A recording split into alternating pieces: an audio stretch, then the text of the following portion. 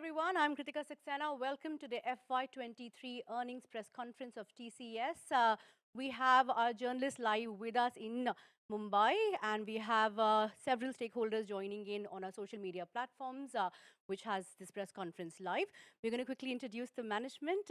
We have with us Rajesh Gopinathan, MD and CEO. Hi, everyone. CEO designate K. Kritivasan. Hi.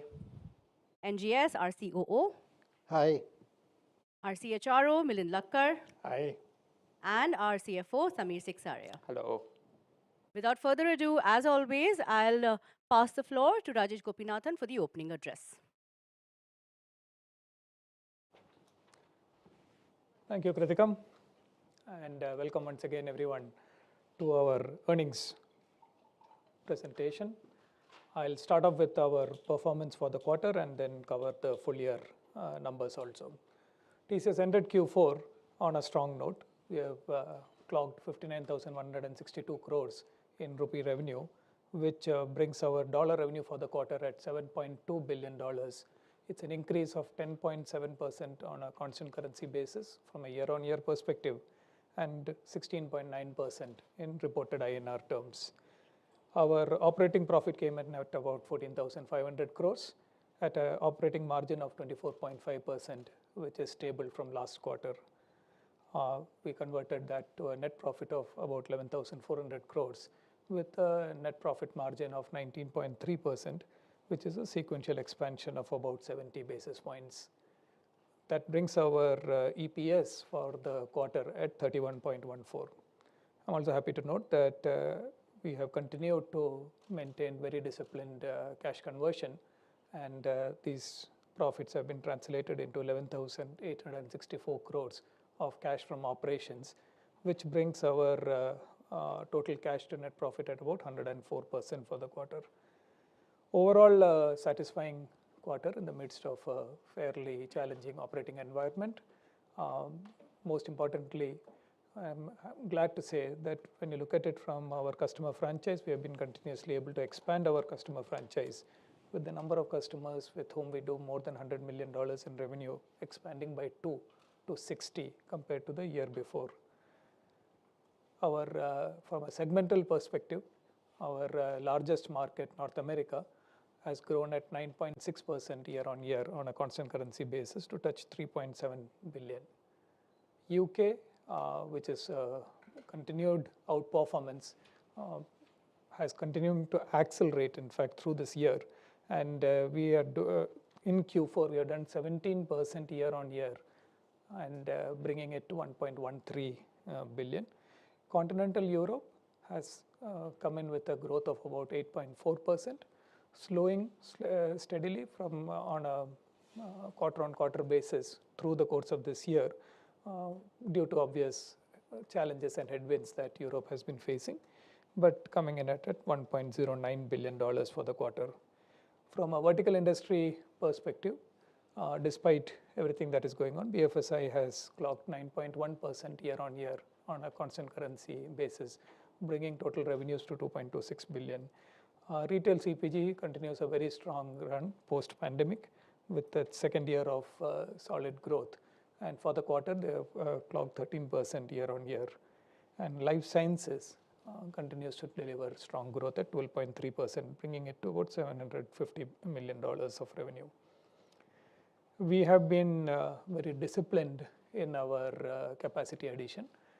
For the year, we have added 22,600 net headcount, bringing our total associate count to 6,15,000 associates. Our attrition continues to slow, and we continue to both attract as well as retain the best talent in the industry. Our LTM attrition has now come in at 20.1%, and it has been slowing significantly on a quarter-on-quarter basis, and we expect the trend to continue into the next few quarters also. Our investment in our innovation agenda continues unabated. I'm happy to say that for this quarter, we have been granted,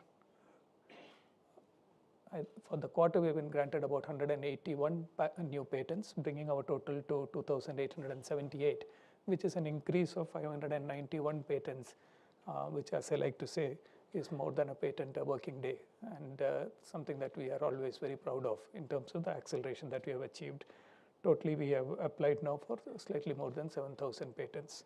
So that's the quarter, and let me take you through the full year highlights for FY23. FY23 revenue in rupee terms is at 2,25,000 crores, and from a dollar perspective, just short of 28 billion at 27.93 billion. That brings our constant currency growth for the year at 13.7%, translating to 17.6 in rupee terms and 8.6 in reported dollar terms. Operating profit has come in at 54,000 plus crores, and operating margin of 24.1%, which is a contraction of about 120 basis points compared to our last year's margins. Net profit has been strong at slightly more than 42,000 crores, with a net profit margin of 18.7%, bringing our EPS for the year to 115 rupees. As I said, cash from operations continues to be very strong. We converted more than 105% of net profit to cash, which translates to 44,000 crores of cash. Our cash in hand at the end of the period is just short of 50,000 crores.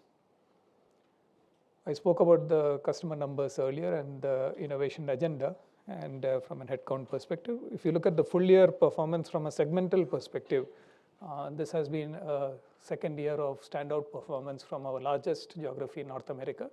North America for the full year has registered 15.3% growth, bringing it just short of 15 billion at $14.9 billion in revenue.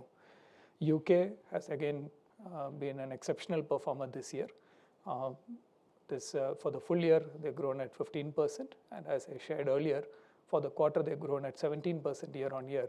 So there is a steady acceleration in UK, which is very encouraging.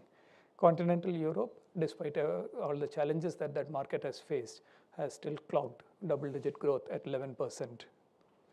From a BFSI perspective, which is our largest vertical, it's coming at about 12% growth. And retail CPG, driven by outperformance, especially in travel and hospitality, has a second year of very high growth, coming in at just short of 20% on a year-on-year basis. And life sciences continues to its strong run at 13.3%. So overall, a strong set of numbers to end the year at. We will, as we look into the near term, we had shared with you that the demand scenario is varying by market. Last quarter, I had shared that we expect North America to recover meaningfully through the start of the year. That recovery has obviously not materialized, and it has turned out to be more negative or more slower than what we had originally expected, and that shows through in the numbers. The other markets have behaved along the expected lines. I had shared with you our strong performance in UK, and that, as I said, has continued to accelerate.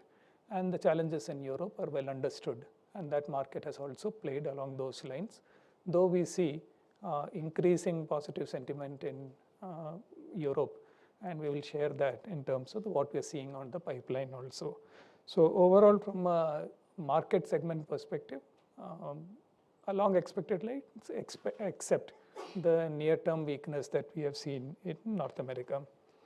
The North America story also translates into BFSI. BFSI has had a strong run, and we are watching carefully the developments. But overall, immediate impact is less, but of course, the near term needs watching. Retail CPG and life sciences, the story is very similar to what I have explained in the earlier one. So from an outlook perspective, an environment where the demand for technology-led transformation, the demand for both optimization as well as transformation agendas from our clients continues to be very strong.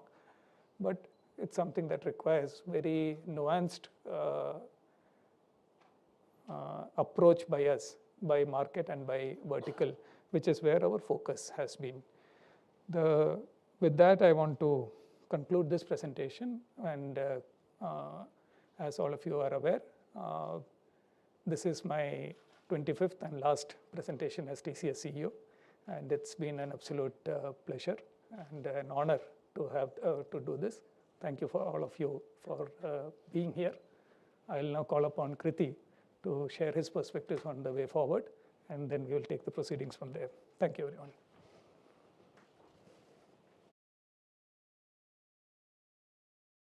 Thanks, Rajesh, and good evening, everyone. First of all, I would like to start by thanking our chairman and our board of directors for entrusting me with this huge opportunity and responsibility. Also want to thank Rajesh, NGS, and senior leadership colleagues here who have been with me all along and supporting me and backing me. So I am taking this based on the support I am promised from all of them, and I am very happy to take this one. And whatever this organization has given me, it's my responsibility to give it all the other associates that are working with us here. Coming to the business side, like Rajesh said, we had a good, strong, closing the year in a strong note. Particularly, the year has been really good, and the demand environment has been also very strong. Okay, we have closed the year with an order book of close to about $34 billion, and specifically for Q4, our TCV is about 10 billion, which is probably one of the highest for us. And our Q4 order book contains an all-time high number of deals with TCV above 50 million. And it's also a very, very well distributed set of deals across all verticals and geographies. For instance, the BFSI TCV is about 3.1 billion, and retail TCV is in the order of 1.3 billion. The TCV for North America is about 5 billion. So, and also if you look at the nature of the TCV, it's coming a lot from new account wins as well. So we are quite enthused by the kind of demand we see. Like we always been saying that the sustainability of demand, like the IT demand is quite resilient because most of our customers are embarking on what we call a multi-horizontal digital transformation. And despite the short-term uncertainties, we believe the TCV makes us believe that our theory and thesis is correct, and the demand will sustain. And there could be some uncertainties in the short run, and we need to adjust and work towards it. So with that strong demand is what I am taking over this role, and I hope that we'll have a great year going forward. Thank you. Thank you so much, Kriti. Thank you so much, Rajesh. As always, we start the question and answers. Please introduce yourself, of course, and if you can stick to 2 questions, and ideally take your questions one by one. It gets very difficult to keep a track. So let's start with CNBC TV 18. Rima? Thank you very much for that. Rajesh, first question, why are you stepping down? Are you stepping down earlier than what you had said? You had said 15 September. Are you going to be there? Yeah, absolutely. I'll be there till 15 September, but you won't be part of the transition. We're going to be doing the handover on 1st of June. On 1st of June. Okay, got that. Could you tell us why growth has been a bit subdued this quarter? Kriti just ended his statement by saying that there are some near-term uncertainty right now. So just a 0.6% quarter-on-quarter constant currency growth. Has it been lower than your expectations? And Samir, if you could explain the margin miss. You all had guided for exit margins of 25%. So despite the rupee benefit, attrition coming down, what happened on the margin front? And Kriti, can you elaborate a bit more on BFSI? What exactly is happening? Last time you all indicated that PNC insurance mortgages is weak. So you had already raised a red flag on these two. Are there more segments, or are these getting worse? What exactly is happening on BFSI, especially given what we've seen in the last 2 months? Okay. NGS on deal wins. Each one is one question. She allowed 2. All of you all have to remember only your own question. Divided into 7. Each one is one question. Rajesh on growth, Samir on margins, NGS on deal wins, Kriti on BFSI, and I have one for Milind. So can you explain this, $10 billion? If it's that strong, why is it not reflecting in the top line? And break it up in cost optimization and the transformation. I think last time you gave a number of 20 cost optimization deals so far this year. What's been that number? And Milind, FY24 hiring target. I think last time you said 40,000 would be the number. What is, do you hold at 40,000 or any change in that? Thank you. All right. One each. Yeah, no, so Rima, as I said, this quarter has definitely come in weaker than what we originally anticipated, and primarily coming out of North America. North America had slowed last quarter, but our expectation was that it is a cautionary stance from clients, and based on our discussions with clients, and we had expected that it will bounce back into the first few months of the new year. That has obviously not happened. Partially because of the lingering concerns, and then exacerbated by the financial volatility that you saw in the banking system there. Very difficult for us to call whether how long this is likely to last, or how the near to medium term will turn out. But essentially what we are looking at is that from an operational perspective, we have been tightening, so we are well positioned to be able to react on either side. We had brought down our lateral hiring and our overall capacity addition, leveraging the strong investments that we had made in the last year. We are systematically using the return to normalcy on travel to reposition our employee base in North America away from the short-term contingent labor back to our more stable employee-led delivery model with a slight BA side. So we are doing the operational steps required. We are positioning ourselves to be able to either ride out the short-term constrained demand environment, or to be able to react if the market turns positively. So that's where we are currently at. Calling it forward is difficult, so we are doing what's in our control in terms of positioning ourselves to be able to handle it on either side of it. From a margin perspective, what we, like Rajesh pointed out, what we saw at the beginning of the year and how the macro environment as well as client sentiments turned increasingly negative getting into February as well as into March is something what reflected both on the revenue side and on the cost side. And if you look at it with discretionary spend getting impacted, the revenue gets impacted immediately, while in the very short term, cost is sticky. So that's where, but if you look at it, we could get a flat margin. And if you see, like Rajesh mentioned, we could optimize a lot on the fees to external consultant side, the business associate side of it, and with some help from currencies and operating efficiencies that offset some of the increase in on-site costs. So it's flat, so it's hardly anything. If you look at it from a, there's a significant improvement, almost 1 percentage point on the BA side of it, that is offset or cancelled out on increase from mainly on on-site manpower expenses. Okay, so on the BFS side, last quarter itself we had called out there are some, because of the interest rate and inflationary regime, like there have been issues in the insurance sector, capital market and mortgages. What changed this quarter more than anything to do with inflation or interest rates is sentiment, right? Like what happened with one in the banking sector, the sentiments were quite down and people are all not sure what's going to happen. And so there was a greater rush to preserve cost. And they were willing, most of our clients were, whatever they can delay, like defer for a quarter or two, they were probably deferring it so that they can conserve cash and be ready in any eventuality. So this, I would say it's more a sentiment at play than anything structural. Actually, if you look at many of the large banks who are our customers are benefiting here, like their deposits are again at an all-time, the deposits are increasing during this banking crisis. So they would be actually a better place going forward. That is for North America. In fact, even in North America, Canada is doing very well, UK is doing very well, and Europe actually, but for 1 or 2 specific instances is doing very well for us. Nordics is doing very well.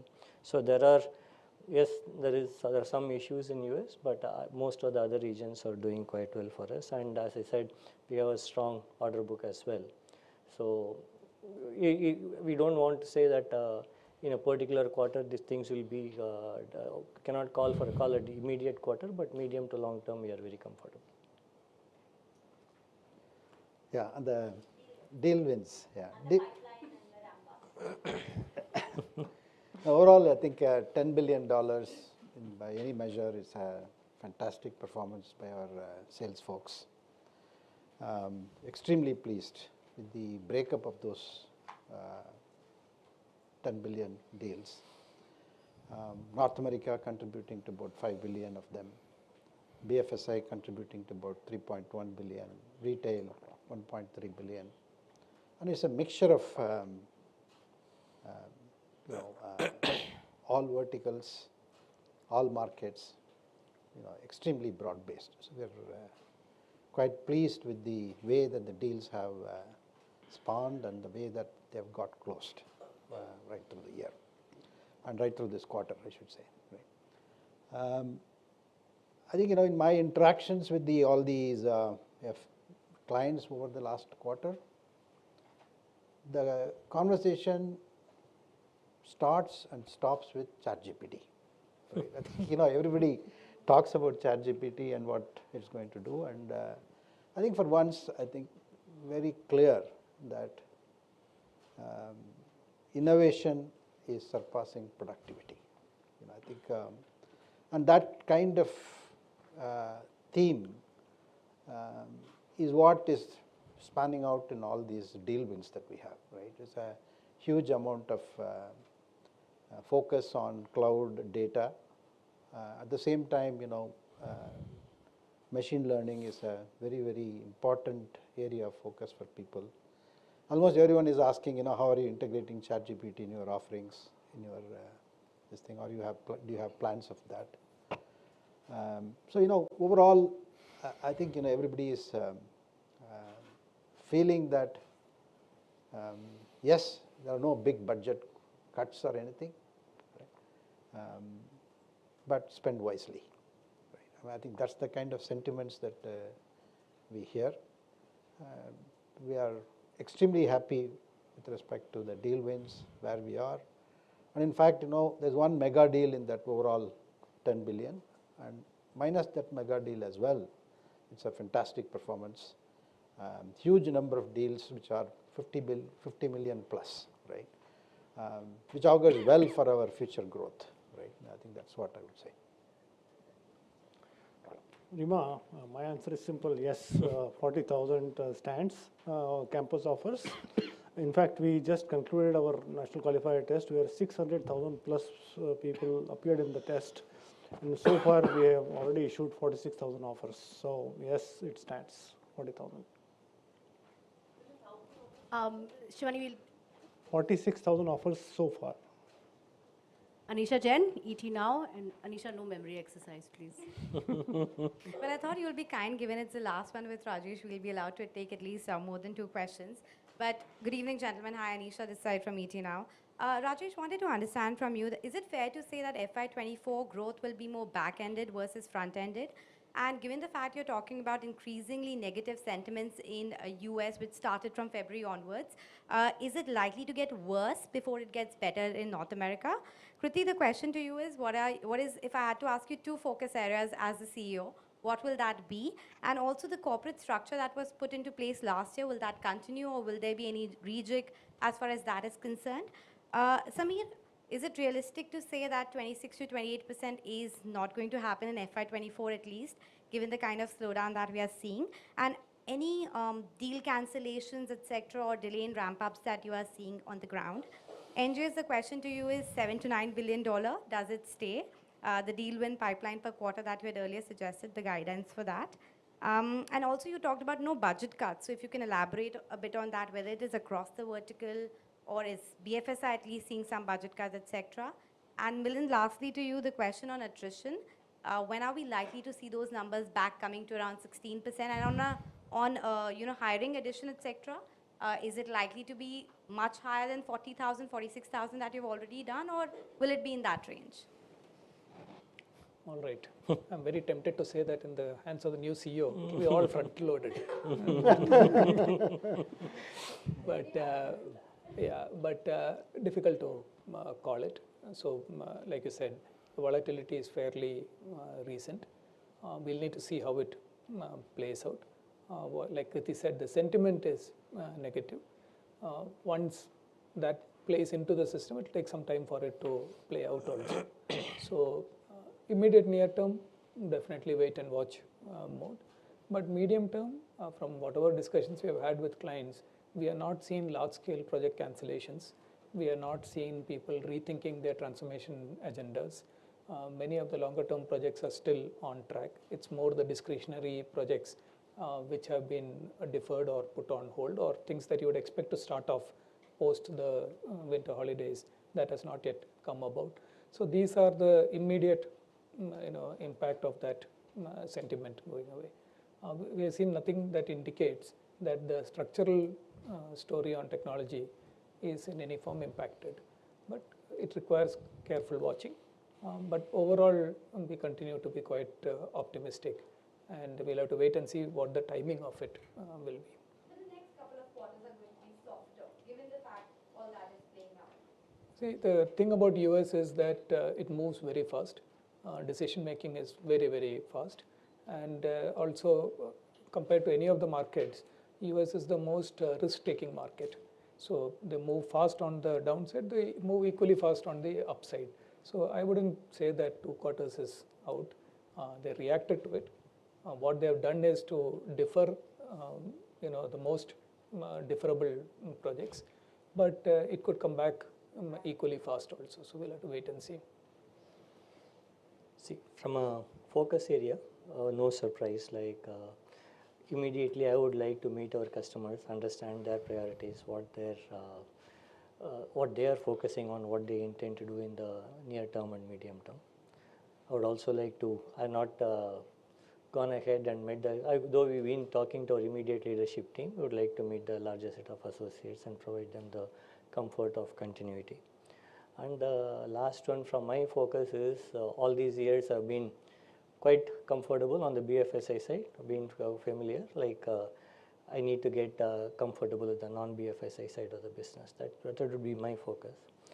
From a structure perspective, Anita, like you know that the structure was put in place after a lot of internal deliberations. So as I meet all customers and meet our associates, if there is any tweak that's required, we will do it appropriately. But it's essentially based on the discussions. As I said, the structure was put in place after all the internal discussions. So there's no rush to do anything there.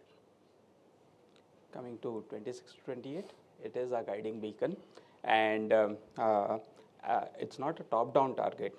We as a team across with business units, the management team and all, we firmly believe that our long-term cost structures can help us deliver 26 to 28, and we can operate in that band. Having said that, given the current uncertainties, it's too difficult to predict when we will get it, but that remains our guiding beacon and something which we aspire for getting as soon as possible. On the project cancellation side, it's more on we are seeing projects being deferred, not, but at the same time, given the order book, you also see projects where customers want us to help them on getting cost takeouts, larger transformation projects. So it's a mixed bag, but on the current projects on hand, there could be a bit of deferment happening. So the ramp-up could be a bit slower. And is it fair to say that at least 24 to 25% band will be maintained in the near term, immediate term? I'm not asking you to... Alisha, let's Well, we'll not get into the guidance range or a specific one. As I said, there are uncertainties. You also need to keep in mind that we give typically our increments at the beginning of the year, and it's a full cycle increment. You need to factor that in as well. The overall, as I said, minus the mega deal as well, that we are in the upper side of the 7 to 9 billion thing. I think we are comfortable with that range. I think the overall qualified pipeline looks extremely good, extremely broad-based, and in different stages in which we are operating, and that looks very promising. Right? I don't think so.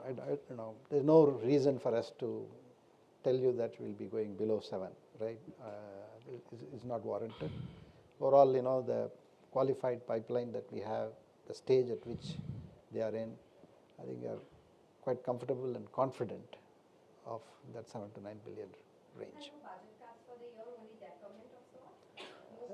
Yeah, I mean, as I said, look, once we go and meet the clients in the next 1 or 2 months, I think a lot more clarity will emerge. But as we met the few customers in the last few weeks, most of them felt that, look, there is no imminent budget cuts or anything like that kind of discussion, but spending wisely is the mantra. Yeah, on the question of attrition, we came down from 21.3 to 20.1. It seems low because of the way LTM is calculated, but if you look at quarterly annualized attrition, our attrition has come down by 4.2% from last quarter to this quarter. So that's a huge thing. And for the future, basically, I expect us to come to pre-pandemic levels in the second half of this year. And what about last year, if I can just put in one more, wage inflation in FY24, what your expectation is versus FY23, even an industry outlook? We will, like what the business is saying, we also basically look into the markets, how it is going, and we'll play it by the year. But we obviously will do the right thing for our people. We'll take all additional questions offline. Harshada Sawant, CNBC Awaaz. Good evening and good to see all of you. I wanted to understand, Kriti, from you. You've seen the 2008 crisis. I want to understand, when you speak to clients, how different is it now? How is the sentiment different than it was then? And is it more concerning, or is it far better than what it was in 2008? Also, could you give me a little bit of texture on the deal wins in BFSI? 3.1 billion is good, but what kind of deals are these? Are these long-term deals, short-term, and what's the visibility primarily on BFSI going forward? Sure. From a 2008 perspective, there is no comparison. It was almost like a feeling at that time sky was falling down, right? Today, if you really look at it, what has happened, there is 1 or 2 banks that have fallen, and their overall assets is just about a percentage of the overall US banking assets. So it's not, this essentially spoils the sentiments, but we don't see a banking crisis. And also the government has stepped in and to assure everyone that this could be contained in a big way. So it's a sentiment issue. I don't think we are comparing this with the 2008 crisis at all. And that's been whatever customers are doing, it is, yes, something has happened. Should we protect ourselves? Should we save some money for the future? So that's the approach. From a overall, our order book perspective, it's, I would say, evenly split. But as you would expect, there would be more cost and optimization engagements at this time than that would be in a normal scenario, because when there is uncertainty, customers do tend to save cost and drive projects that would save them cost more, optimize more than transformation projects. NGS, you mentioned that in conversations with clients, people are asking you, how are you going to integrate ChatGPT to your offerings? Have you started doing that? What kind of integrations are we likely to see? The answer is yes. Not necessarily ChatGPT, but then I think let's use the word generative AI. I think TCS pioneered this whole quality metrics, delivery excellence programs. Over the last 3 decades or 4 decades, we have collected enormous amount of data on our delivery performance and delivery metrics, how we perform in technologies, new technologies, evolving technologies, emerging technologies, everyone. So you can cut and slice and dice it the way that you want it. We have that kind of data, right? The interesting thing is that, look, how do we apply aspects like machine learning, deep learning on the data, and then see how we could raise the bar on our own delivery capability, on our own delivery performance, and then improve the overall quality of experience for our clients, right? Which essentially means that, look, there will be a lot more reusability of code, a lot more generative capability of code, as well as more proven code of delivery to clients. And one is that what we do within TCS, another is that how do we help clients to reuse their own code better. So there are a lot of thinking going on, and a lot of pilots are being executed. So naturally, you know, ChatGPT kind of a technology is like any other tool, any other technology, right? So as it matures, I think we will be ready for it. We will have a center of excellence around it. We will have core competencies built around it, and then see what are the drawbacks on it, what are the pros for it, and then use it the right way to deliver responsibly and meaningfully to our clients. How soon do you see it turning into a revenue? It's happening. It's already happening. It's happening already. Yeah. Thank you, Harshad. I appreciate that. Ekta Suri, Z Business. Hello gentleman, Ekta from Z business. हम BFSI sector की बात कर रहे हैं, आपने client से बात की, आपको लगता है कि अभी भी उस सेक्टर में क्या अभी थोड़ा और पेन बचा है, लाइक यू नो, और it can recover a bit more fast? It will recover. Okay, it's difficult to say whether there is some pain left or not left. Like as I said, like it's first of all varying from geography to geography. Like BFSI sector, don't look at it as one single set. Like we are doing quite well in UK, we are doing quite well in Canada. Like our APAC market has done well, and even in Europe, Nordics have done well. It's some pocket. Essentially, US is only a issue that we are talking about here. And there also, like you look at the last 2 weeks, even the US stock market is slowly improving. So the sentiments are improving, but there could be some vulnerable banks all the time, right? And all it takes is one of the vulnerable banks to fail for the sentiment to go back. So there is no structural pain. Okay, as long as the inflation comes down, interest rate comes down, everything is going to be much better. Okay, the issues are around inflation and interest rates. Otherwise, the banks are all doing well. Even SVB was a good bank, doing quite well. So I don't want to say that there is a pain left in the system. The sentiments and the overall macroeconomics is what is driving this. और sir आपने बात की कि clients ने बोला है कि spend wisely, कोई बहुत बजट कट नहीं है. सो व्हेन वी से spend wisely, do you think so कि अगर ग्लोबल स्लोडाउन की बात ना होती तो शायद उनके बजट्स भी थोड़े ज़्यादा होते, और वो जो वाइजली स्पेंड वाइजली की बात हो रही है, वो थोड़ा बजट एक्सपैंड हो सकता है rather than you know cutting corners in their budget?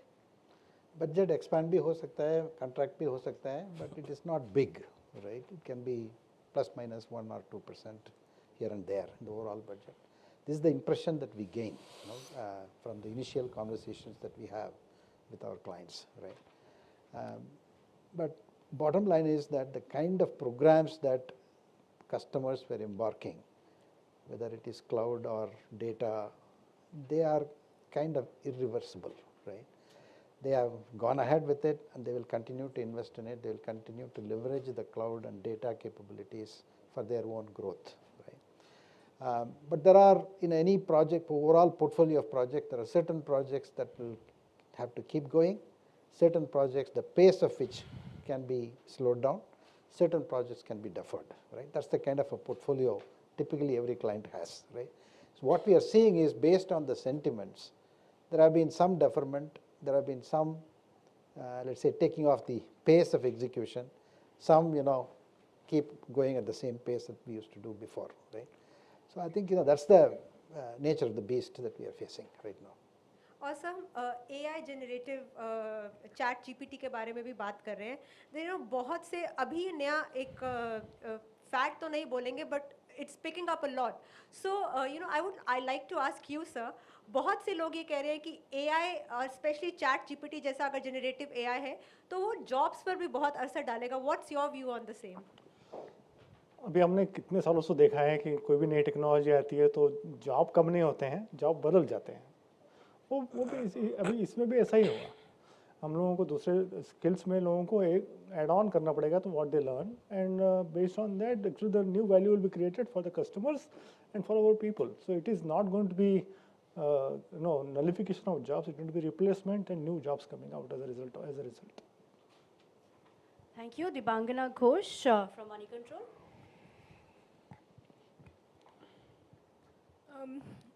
Good evening, gentlemen. So my first question to Rajesh. So we have been hearing that there are talks going on that there's a possibility that your advisory role might get extended. So any update on that, and will you be continuing beyond September with TCS or Tata Group in an advisory role? My question to NGS, sir. So you have been mentioning about ChatGPT. Could you share some specific industrial use cases? Because I know TCS has been working a lot in terms of developing those technologies for clients like Google and Microsoft as well. For Milind, so in terms of the industry has been under pressure, we have seen there, and it's reflecting in terms of onboarding delays of freshers, plus some companies have decided to do a pay cut in terms of what the freshers were initially promised. Wanted to understand how is TCS assessing the situation, and also can we expect 100% variable pay? For Kriti, could you tell us a little bit more about if you're planning any structural reorganization? Will you be adding BFSI as a part of it? The first one is easy. This is TCS results presentation. My personal career progression we'll talk offline. So on to you, yes. Yeah, so I think, ChatGPT is something that, I want to avoid that word, but then generative AI is the thing that we are focusing on, right? TCS, for example, if you take TCS banks, right, the complete code is generated using our Mastercraft tool, right? So the capability and the skill set that we have in terms of developing software that generates software is a core competence of TCS. Okay. If you look back to DataQuest in 1990, there was an article on TCS which talks about artificial intelligence. So artificial intelligence is not a new subject for us, right? It has been there, but then it's just that it has taken so much time to mature, and there are new possibilities right now, right? So the intent is that we have a lot of our data, lot of our proven code, repository of code that we have, libraries that we have, architectures that we have, design patterns that we have. All of that, how do we leverage to provide that generative capability to developers, which will result in proven code that can be developed. That's the focus that we have, and I think, that's the kind of work that is going on already in TCS right now, right? Regarding use cases, I don't want to call out any use cases, because to me, any technology where use cases have come in, they have never matured. From my perspective, if you take blockchain, everybody talked about use cases. Then we didn't see blockchain to be a big wave of thing, right? I'm not saying that blockchain is not successful, right? Blockchain is there. So I think we are focusing on how do we leverage the generative AI as a technology to deliver enterprise capable systems. I think that's the focus, and I think we are reasonably advanced about it. So any update on the BSNL deal?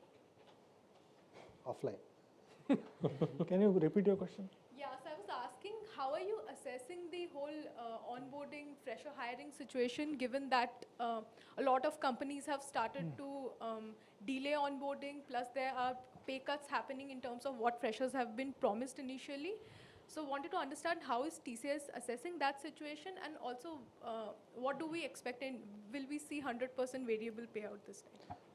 So answer is simple. We always have honored all our offers, and will continue to do it this year also.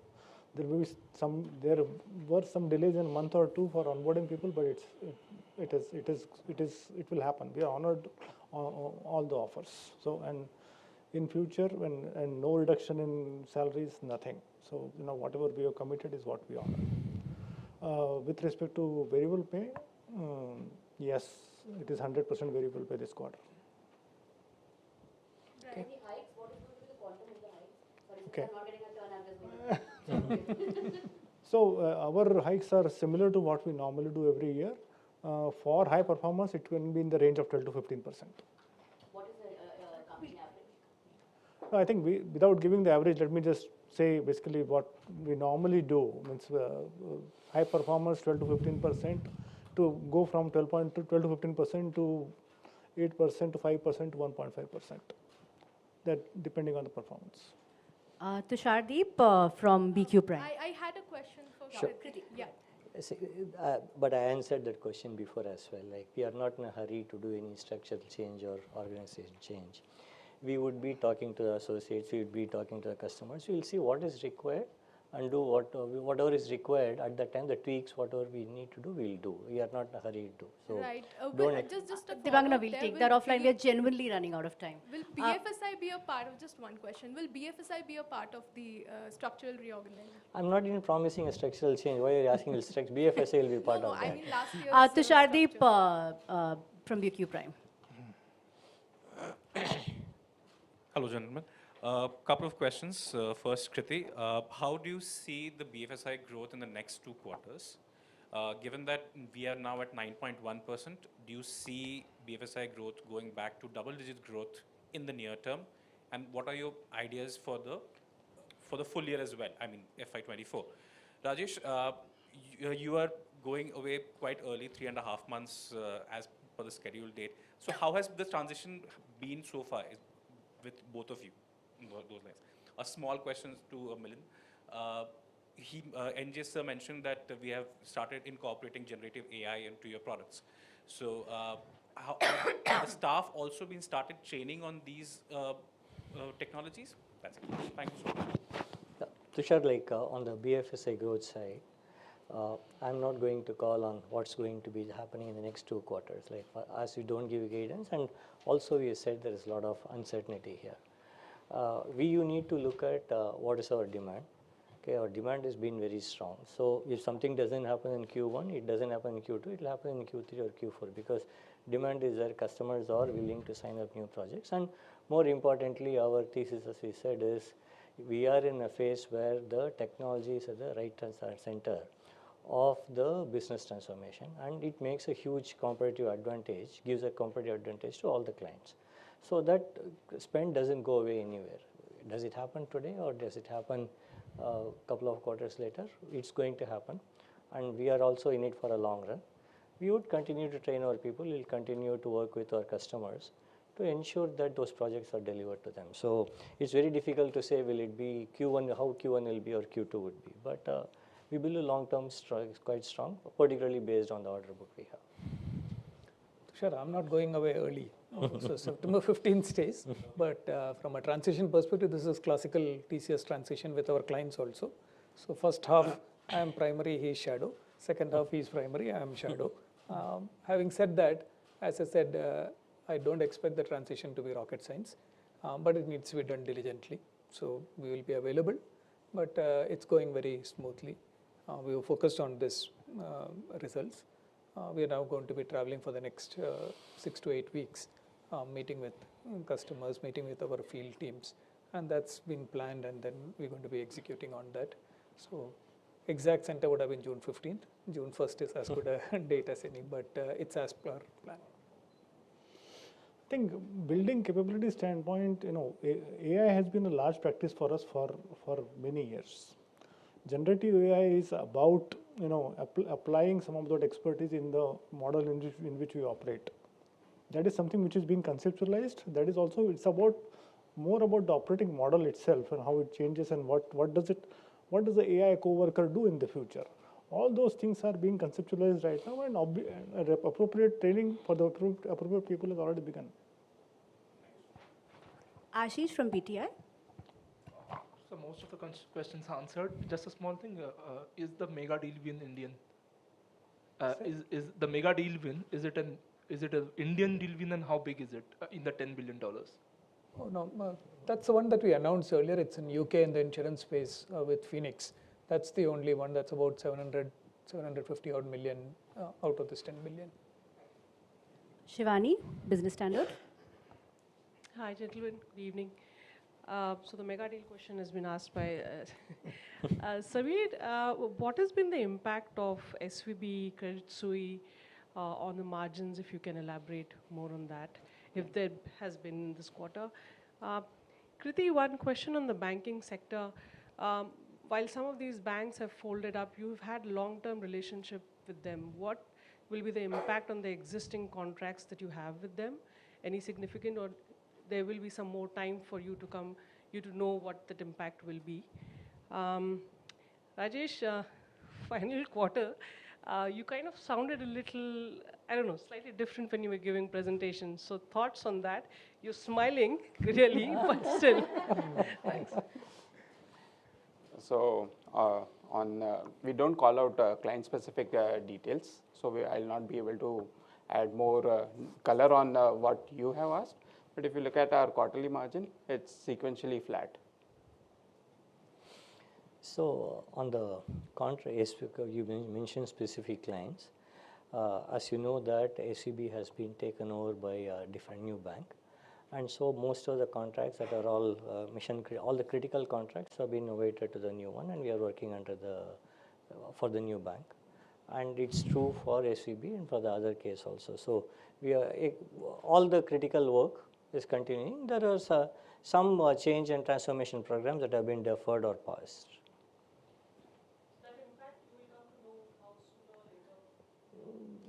Not a material impact for us. Economic Times, Ramita, and we have Surbi as well, so one question per person, whoever. So one query for Milind, how many freshers onboarded in Q4? For Rajesh or Kriti, whoever would like to take this, QOQ growth has been a little over 1%. So, I mean, that is just a little more than uncertainty. We would like to understand how is, TCS preparing to bag large deals to kind of also, if customers are being more cautious in terms of, the outlook on pricing, because over the past few quarters, the discussion that we had was that pricing was improving in a few pockets, but now that they are more cautious, how has that impacted pricing in general? And yes, in terms of large deals, how are you looking at it? Ramita, 0.6% is obviously, as I said, the main shift is in North America, and it's a fairly short-term shift. So if you look at, let me cover UK, Europe first, and then I'll come back to North America. UK is almost 5% Q on Q, if I remember correctly. Very, very strong, and not just the quarter performance, both the pipeline, near-term visibility, everything is very strong. So UK is actually, as I said, has been accelerating over the last few quarters, and this quarter also it did better than last quarter in terms of growth itself improving. So UK is in a good place. Europe, interestingly, Kriti touched upon it. So Europe, we spoke about sentiment improving in Europe. This time our deal wins in Europe have come in much higher. So deals greater than 50 million in Europe, in this quarter we have closed more than what we did in the first 3 quarters of the year. So the Europe sentiment is now translating into actual deal wins. On a quarterly basis, the actual TCV has come in almost 60% higher than last quarter's TCV. So Europe, that sentiment is converting into actual deal wins. That needs to convert into revenue. If I look at specific segments, BFSI, Nordics and Benelux, those areas were earlier stressed. They have actually turned positive, but Central Europe requires watching. So we need to look at it from a regional perspective, but Europe incrementally so it was on a falling trajectory. It continues to be on that falling trajectory, but incrementally it's in a positive place. That brings us to US, which is our largest segment. The US weakness is very, very recent, right? And whatever we have shared with you in the past, our stance on that has not changed. We don't think there is structural weakness in it. We are not economists. So many people have called me and said, I told you so, there is no soft landing and you can't raise interest without a recession. Maybe that is true, maybe that is not. So from our operating perspective, our stance is one, as I explained, we are making sure that our cost structures and our operating model is tuned to be able to react on either side. And from our field perspective, we are staying very close to our customers and making sure that we are fully connected. And we are participating in those discussions and dialogues, irrespective of when the decision making will return.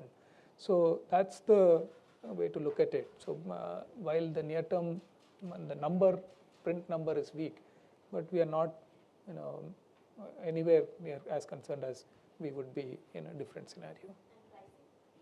Pricing is actually both on a quarter year-on-year basis as well as on a full year basis. Actually, realizations have improved. So that has come in. And this current one is more project cancellations rather than discounts or any pricing impact. So we are not seen that translating into those kind of areas. And that will depend on how weak the environment is. If it becomes significantly weak, then maybe something will come about. But at this stage, that's far away, and we are not anticipating that. Just to add to her question, hi, I'm Surabhi from the Economic Times. So I think Q&Q growth has come at around just about 1% or something. So it seems to be more than just uncertainty. If you could just explain what are the kind of deals that you're seeing right now or that you're not seeing. We've heard a lot of analysts talk about vendor consolidation, how companies are probably going for more outsourcing. And what explains this just 1% Q&Q growth?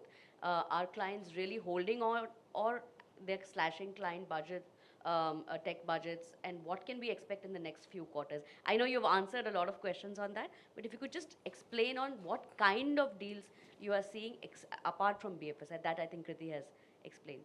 So Surabhi, the deal flow is very strong. Deal flow at 10 billion, and if you remove the... Sorry, I want to ask the deal flow number, 10 billion. Does that make any sense? Because like NGS also said that everybody is waiting and watching and there's a lot of uncertainty. So can we actually go by that 10 billion number? We should. That's a real TCV. You know, how it translates and what it's... and also if you look at the nature of that TCV, as I said, there is one large deal at about 750. The next one is sitting at less than 250. So it is nicely bunched at deals in the 100 million kind of a range, and that gives greater confidence on the short term. So the 1% has to be seen in the context of what happened in North America in this period. We don't see that immediately, but it requires careful consideration. Beyond that, there is nothing much. I mean, it's not a panic situation. It's not that people are completely cutting budgets.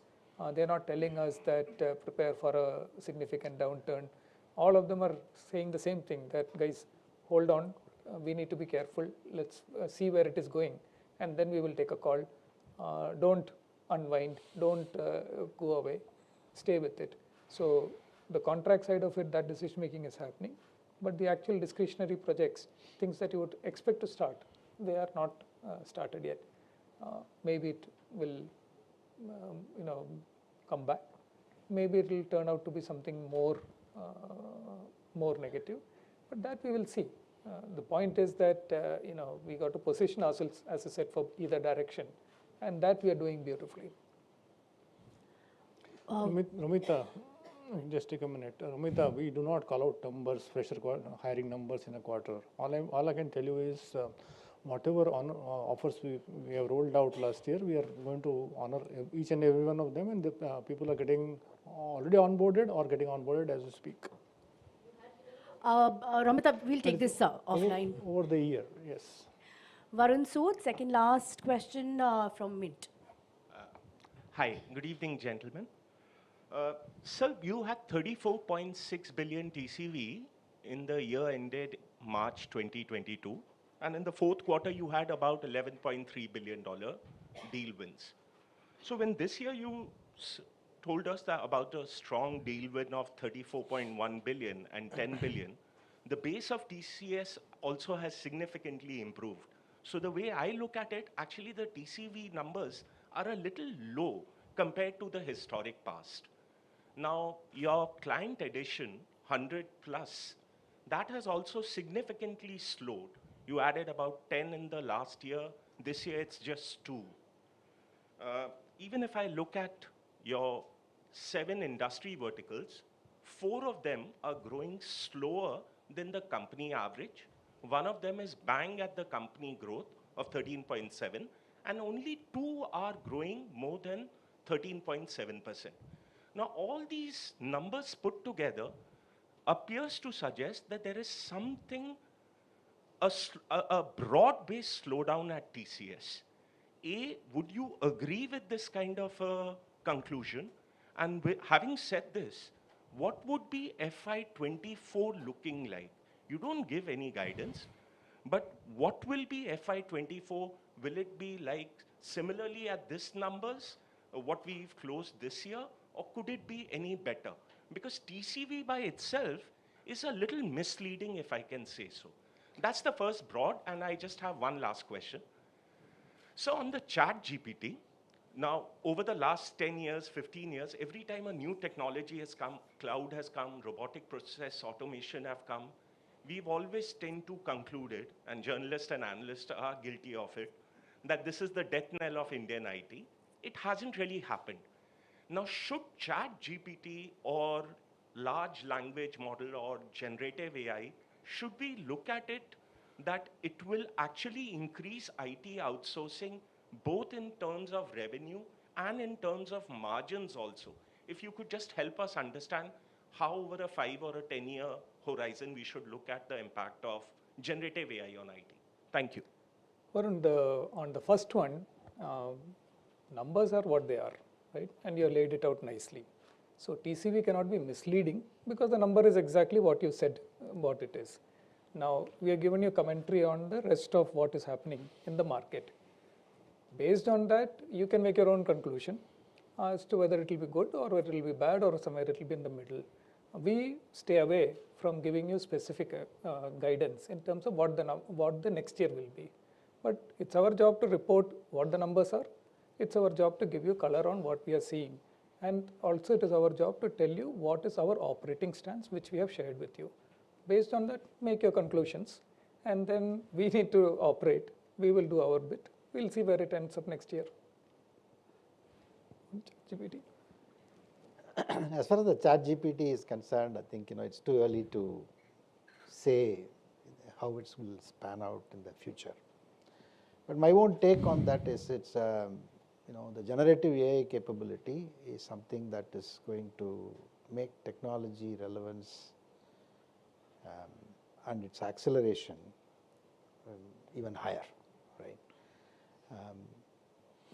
Every small area, every area that was not touched upon by technology, I think it has the potential to be touched, right? That's the way that I see it, which essentially means that, look, we are going to see technology everywhere. And it will only accelerate adoption of some of the borderline technology or frontier areas of technology quicker. I mean, that's my take on it, but it's a future thing. Predicting the future is the worst thing that you can do in your career. And final question from Vivek from Informist. Hi, good evening, everyone. So you said that in the retail vertical, travel and hospitality have been rebounding from COVID, and that has been fueling growth. So I just wanted to understand, do you expect this to continue going ahead, or do you think some sort of normalization will happen there? And also your outlook on communications and media vertical for the near term. So that has been a little slower compared to other verticals. So what is your outlook on that? Thank you.